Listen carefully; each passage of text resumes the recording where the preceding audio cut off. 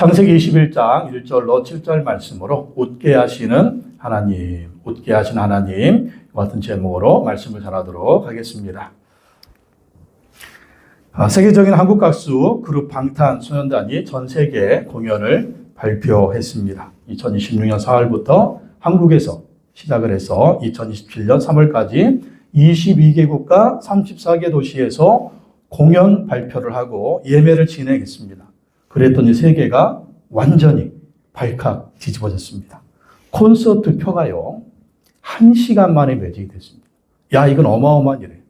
전 세계 투어를 하는데 콘서트 표가 1시간 만에 매진이 됐습니다. 그러니까 방탄소년단 멤버들이 다 군대 갔다가 제대를 했죠. 제대하고 나서 처음으로 콘서트를 하니까 전 세계 팬들이 아주 난리가 났습니다. 그래서 공연이 확정된 나라들은 축제 분위기고 또 공연이 확정이 안 된 나라들은 완전히 초상집 분위기가 됐습니다. 그러니까 멕시코에서는 얼마나 인기가 많은지 대통령이 청와대에다가 서한을 보내가지고 공연 횟수 좀 늘려달라. 아니면 TV 중계를 하게 해달라. 얼마나 이 인기가 있는지. 이 멕시코 경제부 장관은요, 자기가 장관 될 때 공약이 있었답니다. BTS 공연을 유치하겠다. 그게 공약이었대요. 그래가지고 막 한국에 와가지고 저 작년에 에이펙이 있지 않았습니까? 에이펙이 있을 때 와가지고 이 하이브를 찾아가지고 이 방탄소년단 만나서 제발 내전에 우리나라 공연 좀 하게 해달라고. 그렇게 신신당부를 했답니다. 그래서 BTS가 약속을 했대요. 원래 멕시코 공연은 약속이 없었던 것 같은데 멕시코에 가서 공연을 하겠다고. 이래가지고 정말 멕시코에서 전 세계에서 이 BTS의 인기가 하늘을 찌르고 있습니다. 이 BTS가 한번 공연을 하면은요, 이 경제 효과가 1조 원의 경제 효과가 있답니다. 1조 원. 그러니까 많은 관광객들 또 여러 가지 일을 하면서 그래서 굉장히 좋아한다고 합니다. 정말 우리나라 지금 문화 강국이 됐습니다. 문화 강국. 또 올해 한국 군사력 순위가 발표가 됐는데 몇 위였어요? 몇 번째? 5번째입니다. 저 위에 미국 2에 갑니다. 예, 러시아 2에 가요. 중국 2에 갑니다. 예, 인도 2에 워낙에 뭐예요? 인구도 많고 또 핵도 가지고 있잖아요. 핵도. 근데 우리는 핵이 없잖아요. 핵이 없는데 군사력 순위가 5위입니다. 우리 밑에가 누가 있어요? 우리 밑에가 프랑스, 일본, 영국, 터키, 이탈리아. 프랑스, 영국 다 핵이 있어요. 우리는 핵이 없습니다. 그런데도 군사력 순위가 5위다. 우리나라 정말 군사 강국이 됐습니다.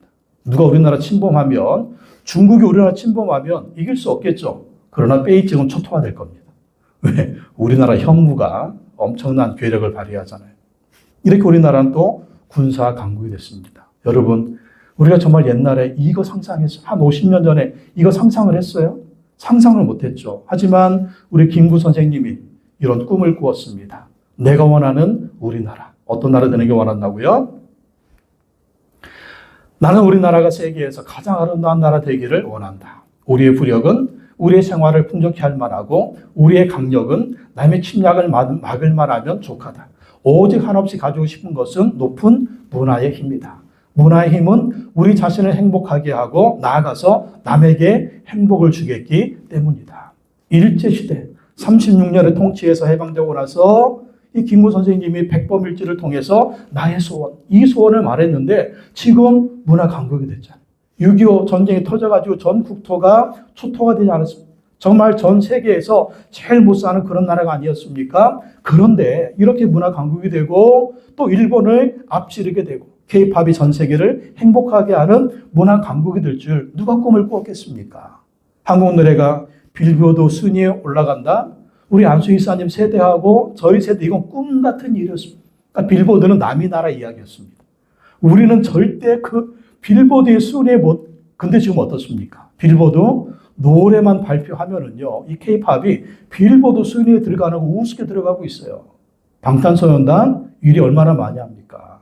또 블랙핑크, 또 지금 계속 빌보드 10위 안에 들어가고 나오지 않는 노래가 있어요. 뭡니까? 골든. 캐대연의 골든. 골든이 지금 오늘 제가 보니까 4위 하고 있더라고요. 4위. 내려오지를 않아요. 이렇게 정말 이 한국이 문화 강국이 되어서 전 세계 사람들에게 웃음을 주고 정말 기쁨을 주는 그런 모습 볼 수가 있어요. 왜 이렇게 BTS를 좋아하느냐? BTS 노래는요, 너무 가사가 좋대요.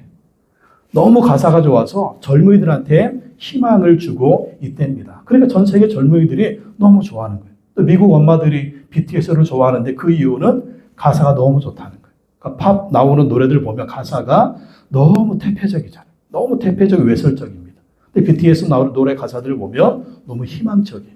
젊은이들한테 꿈을 줍니다. 웃게 합니다. 그러니까 아니 왜 이렇게 BTS를 좋아할까? 음악성도 있지만 음악 노래 가사들이 너무 좋아한 거예요. 그러니까 전 세계 젊은이들이 너무 좋아하고요. 심지어는 유엔에 가서도 연설을 했잖아요. 예, BTS RM이 전 세계 젊은이들한테 꿈을 좀 줘라. 그래서 우리나라가 정말 절망스러운 환경 가운데서 고통스러운 환경 가운데서 우리 김구 선생님이 이렇게 문화 강국을 꿈꿨는데 우리나라 사람도 웃게 하고 또 전 세계 젊은이도 웃게 하는 문화 강국이 된 걸 볼 수가 있습니다. 자, 이 모든 것이 하나님의 은혜인 줄로 믿습니다. 하나님의 은혜예요. 우리가 그렇게 못 사는 나라였지만 100년 전에 150년 전에 우리나라에 복음이 들어오고 예수 믿는 사람이 많아지고 하나님을 찬양하고 예배하니까 하나님의 놀라운 축복을 주셨어요. 우리나라에 놀라운 축복을 주셨습니다. 그리고 정말 우리나라가 외국의 선교사님들이 들어와서 우리에게 큰 축복이 뭐였냐면요. 선교사님들이 들어왔을 때 한글이 있었잖아요. 한글. 이 한글을 통해서 성경이 번역이 돼가지고 많은 사람들이 성경을 읽고 구원받게 되었습니다. 그리고 이 선교사님들이 들어와서 성경을 한글로 번역하기 전까지는요, 한글은 죽은 문자였어요. 한문 쓰고 있어요, 한문. 언문이라고 무시하고 있지 않았어요. 한문이, 한글이 얼마나 좋습니까? 지금 뭐 한문 쓰고 있는 중국, 또 한문 쓰고 있는 일본, 이 컴퓨터 타자기로 글씨 쓰는데 얼마나 애먹고 있습니다. 그러나 우리나라는 그냥 뭐, 한글이 있기 때문에 그 문자를 얼마나 빨리빨리 칩니까? 이 IT 시대 때 한글이요, 엄청난 글자, 엄청난 글자. 그리고 선교사님들이 와서 한글로 성경을 번역해가지고 우리나라 한글을요, 완전히 정말 천지개벽하는 그런 글자로 만들어놨어요. 그래서 한글을 한글되게 한 게 뭐냐면 선교사님들이 만들어 놓았던 한글이 됩니다. 한글. 한글을 통해서 이 성경을 통해서 한글이요 우리나라의 문자로 완전히 정착이 되었고 성경을 통해서 한글이 우리나라의 문학의 모든 그 문화 발전에 기초를 세웠다는 거예요. 그러니까 우리나라가 얼마나 하나님의 축복을 받은 나라입니까? 또 한글로 성경이 번역이 되어서 많은 사람들이 성경을 읽고 예수 믿게 된 것입니다. 또 이 한글 때문에 정말 우리가 컴퓨터를 쓰면서 얼마나 감사합니까? 야, 책을 읽으면서 얼마나 감사할까? 하나님께 감사한 것은 우리나라에 세종대왕을 주신 것, 또 한글을 만들어 주신 것, 또 하나님께 감사한 것은 우리나라 이순신 장군을 주신 것. 얼마나 감사해요. 광화문에 두 분의 동상이 있지 않습니까? 너무나 감사한 일입니다. 그래서 하나님 우리를 웃게 하셨다. 정말 옛날에 보릿교회 70년대만 해도 보릿고개 있었잖아요. 정말 보리 팰 시절에 보리날 시절에 쌀이 떨어져가지고 먹을 것이 없어서 보리 베기도 전에 보리 이삭을 잘라가지고 그 보리 이삭으로 생명을 연장했던 그런 때가 70년대까지였거든요. 그런데 우리나라가 이렇게 문화 발전, 경제 발전, 군사 발전 여러 가지로 발전해서 웃는 나라가 된 것은 하나님의 은혜인 줄로 믿습니다. 하나님은요 우리를 웃게 하시는 분이에요. 하나님을 웃게 하시는 분이십니다. 우리의 역사도 웃게 했습니다. 우리나라 이민족도 하나님이 웃게 만들어 주셨습니다. 우리 인생도 마찬가지입니다. 우리 삶에 정말 간절한 소원이 있는데 이것이 이루어져서 정말 웃기를 원하는데 우리가 웃는 모습보다는 기쁨의 모습보다는 웃음을 잃어버리고 얼굴에 근심, 수심이 가득 찰수할 때가 너무나 많다라는 것입니다. 근데 오늘 본문에 나오는 아브라함도 그랬다는 거예요. 아브라함도 사라도 웃음이 없는 그런 인생이었습니다. 그런데 이 아브라함과 사라를 하나님께서 웃게 하셨다라는 것입니다. 아브라함과 사라는요 웃음이 없었습니다. 왜 그랬을까요? 창세기 16장 15절 16절 다시 한번 읽어보겠습니다. 하갈과 아브라함 사이에서 아들이 태어나니 아브라함은 하갈에 낳은 그 아들의 이름을 이스마엘이라고 지었다. 하갈과 아브라함 사이에 이스마엘이 태어날 때 아브라함의 나이는 86이었다. 아멘. 자, 원래는 아브라함하고 사레 사이에 아기가 태어날 때 이게 하나님의 약속이었죠. 근데 10년이 넘도록 아기가 안 생기는 거예요. 75세 때 하나님이 약속 주셨는데 85세가 됐는데도 애가 안 생겨요. 그러니까 정말 마음이 급한 거죠. 아브라함도 늙어가죠. 사라도 늙어가죠. 누가 더 마음이 정말 급하겠습니까? 사라죠, 사라. 여자 입장에서 정말 빨리 아기가 생겨야 되는데 아기 안 생길 때 얼마나 힘들겠어요. 그래서 하나님이 약속 안 이루어주니까 인간적인 방법을 쓰죠. 누구를 통해서? 하가를 통해서 아기를 얻고자 했어요. 아기가 없으니까 그냥 아브라함도 사라도 정말 이 부자였고 명성이 자자했고 남부러울 것도 사는 그런 사람들이었죠. 그런데 아기가 없으니까 얼굴에 수심이 가득한 겁니다. 그래서 하가를 통해서 아기를 낳는데 이스마엘을 낳았어요. 그때 아브라함 나이가 몇 살이었다? 86이었다. 86. 자, 이스마엘이 태어났습니다. 좋은 일이 벌어졌습니까? 문제가 더 발생하는 거예요. 문제가 더 발생. 막 부부싸움이 일어나고 오히려 이스마엘 태어나서 이 아브라함과 사레가 기쁨보다는 맨날 부부싸움하고 그냥 그 이스마엘의 커가는 모습을 보면서 사라가 어떻겠습니까? 더 한숨이 생기게 되는 것입니다. 그리고 정말 힘든 건 뭐냐면 이스마엘이 낳자마자 하나님이 더 이상 아브라함에게 나타나지 않으신 것입니다. 이스마엘 태어날 때 몇 살이었어요? 86이었다. 창세기 17장 1절에 보면 하나님이 아브라함에 나타나셨을 때 언제 나타나셨냐면요. 아브라함 나이 99세 때 나타났어요. 99세 때.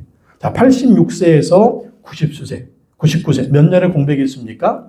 13년의 공백이 있죠. 그러니까 13년 동안 하나님이 아브라함에게 안 나타나신 거예요. 13년 동안 하나님이 아브라함에게 침묵하셨습니다. 그러니까 창세기 보면 하나님께서 아브라함에 수시로 나타나시잖아요. 수시로 나타나시고 수시로 말씀하시고 그러지 않습니까? 근데 하나님이 13년 동안 아브라함에게 안 나타나셨다. 그 이유가 뭘까요? 13년 동안. 그래, 한번 네 맘대로 한번 해봐. 하갈, 이스마엘, 네 맘대로 한번 해봐. 옆에서 하나님이 그냥 구경하고 계신 거예요. 그러니까 13년이 아브라함에게는 정말 힘든 그런 고통의 시간이었을 것입니다. 우리도 어떤 일을 할 때 마음이 급해서 인간적으로 해버리면 이렇게 실수가 되는 거예요. 실수가 됩니다. 그래서 내 마음대로 급하게 행동하면 이스마엘이 되고 하나님을 기다리면서 행동하면 이삭이 되는 거다라는 것입니다. 우리가 얼마나 이런 실수들을 많이 합니까? 내가 마음이 앞서가지고 하나님의 말씀은 뒷전으로 하고 하나님의 약속은 뒷전으로 하고 내 마음대로 막 성질이 급해가지고 빨리빨리 해야 돼. 그렇다가 정말 일을 그르치는 그러한 경우가 얼마나 많으냐. 아브라함과 사레처럼 너무 급하게 일 처리하지 말고 하나님의 때를 기다리면서 기도하면서 하나님 인도하심을 받아야 될 줄로 믿습니다. 두 번째, 하나님은요 99세의 아브라함에게 찾아오셨습니다. 드디어 13년의 침묵을 깨고 하나님이 찾아오셨습니다. 1절, 2절 다시 한번 읽어보겠습니다. 아브라함이 나이 99이 되었을 때 여호와께서 그에게 나타나셔서 말씀하셨다. 나는 전능한 하나님이다. 나에게 순종하며 흠없이 살아라. 나와 너 사이에 내가 몸소 언약을 세워서 너를 크게 번성하게 하겠다. 13년 만에 아브라함이 99세가 됐을 때 하나님이 나타나서 하시는 말씀이 무엇입니까? 나는 전능한 하나님이다. 나는 전능한 하나님이다. 뭡니까? 하나님은 모든 것을 다 할 수 있다는 거예요. 내가 너한테 약속을 했는데 너와 사라 사이에 아들을 주겠다고 약속했는데 왜 못 기다리냐? 왜 못 기다려? 나는 전능한 하나님이다. 뭐라는 거예요? 나에게 순종하며 흠없이 살아라. 나한테 순종해. 나한테 순종해. 나한테 순종해. 나한테 순종해. 그럼 어떻게 하겠다고요? 너를 크게 번성하게 하겠다. 그러니까 아브라함이 복받는 비결이 뭐예요? 아브라함이 하나님의 축복의 약속을 받는 비결이 무엇입니까? 하나님께 순종하는 거죠. 하나님께 순종해야 전능한 하나님의 능력을 경험할 수가 있고요. 하나님께 순종해야 하나님의 약속한 그 축복을 받을 수가 있다라는 것입니다. 자, 이때 아브라함 나이 몇 살? 99살 때. 자, 아브라함 99살입니다. 사라는 이제 89세예요. 아기 낳을 수 있습니까? 없습니까? 없죠. 인간적으로 모든 게 다 끊어졌습니다. 희망이 끊어졌습니다. 가능성이 끊어졌습니다. 이제 더 이상 아기를 가질 수가 없어요. 근데 하나님이 나타나셔가지고 하시는 말씀이 뭡니까? 아브라함의 이름을 아브라함으로 바꿔주시고 사라의 이름을 사라로 바꿔주십니다. 뜻이 뭐예요? 열국의 아비, 열국의 어미. 온 세상의 아비, 온 세상의 어미가 될 것이다. 아니, 자식이 있어야 자손들이 태어나가지고 자손이 많아지고 후손이 많아져가지고 열국의 아비가 되지, 열국의 어미가 되지. 이 자식도 안 주면서 하나님이 왜 이러시는지 모르겠어요. 그런데 하나님은 반드시 약속하신 거 이루어진다는 거예요. 그러면서 이름을 바꿔주십니다. 이름을 바꿔주시면서 뭘 바꿔주시는 거예요? 정체성을 바꿔주시고요. 뭘 바꿔주시는 거예요? 내 입으로 선포하라는 거예요. 너는 열국의 아비가 될 것이다. 너는 열국의 어미가 될 것이다. 지금 애가 없다니까요. 자식이 없다니까요. 근데 아브라함은 사라한테 뭐라고 얘기합니까? 열국의 어미요. 사라는 아브라함한테 뭐라고 얘기합니까? 열국의 아비요. 정말 희망의 말, 꿈의 말, 비전의 말, 하나님이 역사하시는 그 말을 하게 됩니다. 이름을 바꿔버리고 언어를 바꿔, 그리고 더욱더 꿈을 꾸게 하는 걸 볼 수가 있습니다. 반드시 너에게 자식이 태어날 것이다. 반드시. 이 말을 듣고 아브라함이 어땠을까요? 아브라함이 웃습니다. 17장 17절 다시 한번 읽어볼까요? 아브라함은 얼굴을 땅에 대고 엎드려 웃으면서 혼잣말을 하였다. 나이 100살 된 남자가 아들을 낳는다고 또 90살이나 되는 사라가 아이를 낳을 수 있을까? 없을까? 없죠. 기가 막힌 거예요. 기가 막혀서 웃었습니다. 아브라함이요, 기가 막힌 거예요. 나는 내년에 100살, 사라는 내년에 90살 되는데 어떻게 아기를 낳을 수가 있겠단 말인가 하면서 웃었습니다. 자, 이 웃음, 아브라함의 웃음 어떤 웃음일까요? 허탈한 웃음이죠. 자, 허탈한 웃음인데 또 한편으로 어떤 웃음이었겠습니까? 기쁨의 웃음이죠. 기쁨. 왜? 내가 원하는 거 해주신다고 하니까, 정말 평생의 소원, 자식 갖는 거 해준다고 하니까 아브라함이 웃었지만 너무나 좋아서 웃었습니다. 그리고 하나님이 이름까지 지어주세요. 뭐라고 얘기합니까? 너희 아내 사라가 너에게 아들을 낳아줄 것이다. 아이를 낳거든 이름을 이삭이라고 하여라. 이삭이라고. 이름까지 지어줘. 이삭. 아들 이름 이삭. 이삭의 뜻이 뭐예요? 웃음이다. 웃음. 너에게 웃음을 주겠다. 웃음. 그가 웃는다. 웃음이라는 뜻입니다. 그래서 하나님이 이삭 아들을 주셔서 아브라함과 사라가 웃게 하시는 이러한 축복을 주신다라는 것입니다. 아브라함이 실수했지만 잘못했지만 하나님이 이거 다 용서하시고 다시 찾아오셔서 이 축복의 말씀을 주시는 거 보십시오. 여러분 그렇습니다. 때로는 우리가 잘못할 때 있습니다. 하나님 앞에 잘못할 때 있습니다. 자, 그 잘못했을 때 하나님이 계속 우리를 멀리 하시느냐? 아니에요. 우리가 회개하면 하나님 앞에 바로 서면 하나님 다시 찾아오실 줄로 믿습니다.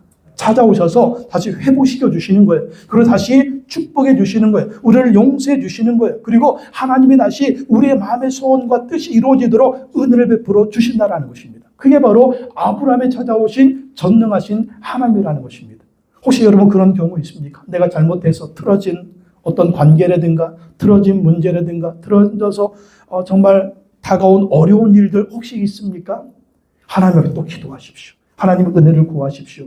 회개할 것 있으면 회개하고 바로 고쳐야 될 것이면 고치고 하나님께 순종할 것 있으면 순종하고 나아가면 하나님이 우리의 잘못에서 불구하고 다시 찾아오셔서 회복시켜 주실 줄로 믿습니다. 또 한 가지는 뭡니까? 우리의 능력이 다했을 때, 더 이상 희망이 없다고 생각할 때 하나님은 할 수 있는 거 믿으시기 바랍니다. 사라 이제 90세니까요. 아브라함이 이제 100살이라니까요. 사라는 경수까지 끊어지고 여자의 생리까지 끊어져서 아이를 낳을 수 없다니까. 근데 하나님은 말합니다. 나는 전능한 하나님이다. 내가 할 수 있게 해줄게. 내가 너를 도와줄게. 내가 너희에게 능력으로 해줄게. 이 하나님 어떤 전능하신 하나님은요. 창조의 하나님. 하나님 필요하시면 창조의 능력으로 역사해 주신다라는 것입니다. 그래서 우리도 정말 절망적일 때, 내 가능성이 모두 끊어졌을 때, 희망이 없을 때 하나님을 의지해야 될 줄로 믿습니다. 아, 정말 나를 도와줄 사람이 없어. 나에게는 더 이상 힘이 없어. 나에게는 더 이상 가능성이 없어. 이럴 때 우리는 전능하신 하나님 의지해야 돼. 하나님 의지하고 믿음으로 바라보고 기도하며 나갈 때 하나님께서 반드시 은혜와 축복을 허락해 주실 줄로 믿습니다. 왜 아브라함이 100살 때, 사라가 90살 때 하나님이 이 은혜를 주실까요? 누구만 의지하라고? 하나님만 의지하라고. 이제 하나님만 힘이 다 빠졌어. 힘이 다 빠졌을 때 하나님만 의지하라고. 그리고 이 모든 것이 하나님의 은혜라고 말하라는 것입니다. 그리고 하나님은요, 89세의 사라에게도 찾아오셨습니다. 사라에게.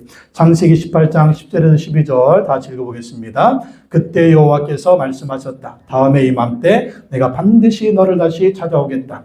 그때 너의 아내 사라에게 아들이 있을 것이다. 사라는 아브라함이 등지고 서 있는 장막위에서 이 말을 들었다. 어느 날 세 사람이 아브라함을 찾아옵니다. 두 명의 천사, 한 사람은 하나님이셨어요. 소돔과 고모라를 멸하기 전에 아브라함이 세 사람이 있으니까 그분들하고 환영하면서 극진하게 대접을 합니다. 근데 그분이 누구였어요? 하나님이 인간의 몸을 입고 찾아오신 거예요. 그러면서 아브라함한테 얘기합니다. 다음에 이맘때, 언제? 1년 후에 너희 아내 사라에게 아들이 있을 것이다. 이 말을 하는 거예요. 이 말을요, 사라가 듣습니다. 사라가 들어요. 아브라함과 사라는 이미 나이가 많은 노인들이고 사라는 월경마저 그쳐서 아이를 나이가 지난 사람이다. 그 가능성이 제로죠. 끝났습니다. 아이 낳을 수 없습니다. 그러므로 사라는 나는 기력이 다 쇠진하였고 나의 남편도 늙었는데 어찌 나에게 그런 즐거운 일이 있으랴 하고 속으로 웃으면서 중얼거렸다. 사라가 듣고 웃는 거예요. 뭔 일이요? 뭔 말이요? 나 이제 아이 못 낳는데, 남편도 아이 못 낳는데, 이 정말 어찌 나에게 그런 즐거운 일이 있으랴. 그러니까 사라는요, 즐거운 일이 없는 거예요. 예? 자식이 없으니까. 그리고 속으로 웃으면서 이렇게 중얼거렸습니다. 근데 이 웃음 어떤 웃음일까요? 그랬으면 좋겠다. 정말 그런 정말 좋은 일이 있으면 좋겠다. 이제 그런 마음으로 이렇게 중얼거린 거죠. 근데 이걸 하나님이 들으셨습니다. 하나님이 들으셨어요. 뭐라고 말씀하십니까? 그때 여호와께서 아브라함에게 말씀하셨다. 어찌할 사라가 웃으면서 이 늙은 나이에 내가 어찌 아들을 낳으랴 하느냐. 하나님이 이걸 보고 들으셨어요. 사라가 웃으면서. 그리고 14절, 나 여호와가 할 수 있는 일이 있겠느냐. 나 여호와가 할 수 없는 일이 있겠느냐. 다음에 이맘때 내가 다시 너를 찾아오겠다. 그때에 사라에게 아들이 있을 것이다. 다시 한번 읽어볼까요? 그때 사라에게 아들이 있을 것이다. 시작. 그때 사라에게 아들이 있을 것이다. 사라는 두려워서 거짓말을 하였다. 저는 웃지 않았습니다. 그러나 여호와께서 말씀하셨다. 아니다. 너는 웃었다. 사라가 왜 웃었을까요? 처음에는 허탈한 웃음이었겠죠. 근데 이 웃음은 또 어떤 웃음이었겠어요? 기쁨의 웃음이었습니다. 정말 마음에 바라던 소원, 그 소원이 정말 이루어졌으면 좋겠다는 그 소원이었어요. 하나님이 그 소원을 이루어주신다는 거예요. 하나님이 그 소원을 이루어주신다는 거예요. 너는 안 되지만, 아브라함도 안 되지만 하나님은 하실 수가 있다. 그래서 웃게 하신다라는 것입니다. 여러분의 소원 하나님이 이루어질 수가 있습니다. 할렐루야. 그 소원이 이루어지는 걸 바라보면서 여러분 웃으십시오. 믿음으로 웃으십시오. 하나님이 도와줄 걸 믿음으로 바라보면서 웃으십시오. 네, 웃으십시오. 정말 생각만 해도 그 소원이 이루어지면 너무나 좋겠다는 거, 그거 보고 웃으십시오. 그리고 하나님이 이루어질 것을 믿고 하나님께 기도하시기 바랍니다. 하나님께 기도하십시오. 내 마음의 소원, 내 인생의 소원, 그 소원이 반드시 이루어질 것이다. 예, 몇 년 동안 아기 못 낳는 부부에게 내년 아기 낳을까요? 그러면 얼마나 좋습니까? 제가 아는 목사님도 큰딸이 결혼한 지 한참 됐는데 아기를 못 낳아가지고 시험관 아기도 몇 년 동안 하는데 잘 안 돼가지고 정말 그것 때문에 얼마나 힘들어하는지 모릅니다. 내년 이맘때 아기 하실 것이다. 그러면 그 부부가 얼마나 좋아하겠습니까? 자, 노총과 노처녀에게 내년 이맘때 결혼할까? 너무 좋아하겠죠. 할렐루야 하며 할렐루야. 올해 직장 얻을 것입니다. 아멘 할렐루야. 사업이 잘 될 것입니다. 아멘 할렐루야. 여러분의 가정이 잘 될 것입니다. 아멘. 얼마나 웃는 일이 많을까. 자, 그거 하나님이 이루어주신다는 것입니다. 할렐루야. 믿으시기 바랍니다. 하나님 웃게 하신다니까요. 그 하나님 믿고 의지하시고 기도하시고 예배하시고 찬양하십시오. 하나님이 역사하십니다. 다음에 이맘때에 내가 다시 너를 찾아오겠다. 그때 사라에게 아들이 있을 것이다. 할렐루야. 여러분의 소원 내년 이맘때 이루어질 줄로 믿습니다. 아멘 해야 되는데. 할렐루야. 하나님은요, 말씀하시는 거 반드시 이루어질 줄로 믿습니다. 하나님 말씀하신 대로 아브라함과 사라를 웃게 하셨습니다. 웃게 하셨어요. 1절 말씀 다시 읽어보겠습니다. 시작. 여호와께서는 말씀하신 대로 사라를 돌보셨다. 사라에게 약속하신 것을 여호와께서 그대로 이루시니. 어떻게 하셨다고요? 말씀하신 대로 사라를 돌보셨다. 하나님은요, 말씀하신 대로 이루어주시는 분입니다. 말씀하신 대로 이루어지는 분이에요. 그렇기 때문에 우리는 하나님의 말씀 붙들고 살아야 돼요. 사라에게 약속하신 것을 여호와께서 그대로 이루셨다. 약속하신 것을 그대로 이루셨다. 말씀하신 것을 그대로 이루셨다. 그러니까 우리 어떻게 해야 됩니까? 하나님의 약속의 말씀 붙들고 기도해야 될 줄로 믿습니다. 우리가 우리 보고 살면 안 돼요. 우리가 우리 힘을 의지하고 살면 안 됩니다. 하나님의 약속의 말씀 붙들고 살아야 돼요. 하나님의 약속의 말씀을 의지하고 살아야 돼요. 하나님의 약속의 말씀 붙들고 기도해야 됩니다. 하나님 그런 그 말씀대로 약속하신 대로 반드시 이루어질 줄로 믿습니다. 아브라함이 행하신 거 보십시오. 사라에게 행하신 거 보십시오. 말씀하신 대로 약속하신 것을 그대로 이루어 주셨다. 그리고 하나님 어떻게 이루어 주십니까? 하나님의 때에 2절 읽어보겠습니다. 사라가 임신하였고 하나님이 아브라함에게 약속하신 바로 그때가 되니 사라와 늙은 아브라함 사이에 아들이 태어났다. 언제? 약속하신 바로 그때가 되니 1년 후에. 그럼 그렇습니다. 하나님의 응답은요, 우리의 때가 아니에요. 하나님의 때에 응답이 됩니다. 할렐루야. 우리는 너무 급해요. 하나님 응답해 주시되 지금 당장 응답해 주십시오. 하나님 저에게 인내를 주시되 지금 당장 인내를 주십시오. 그게 아니라니까요.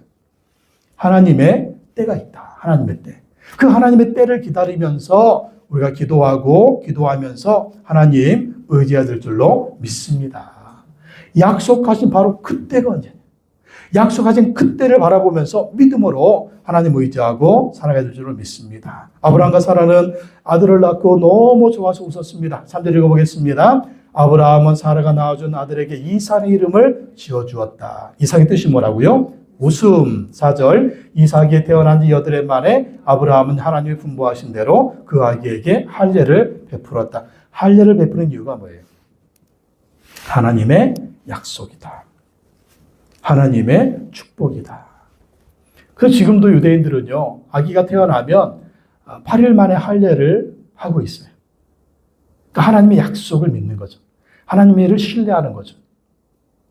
그러니까 유대인하고 결혼한 우리 한국 아가씨가 여자분이 김창옥 쇼에 나와가지고 그거를 얘기하더라고요. 자기는 깜짝 놀랐대요.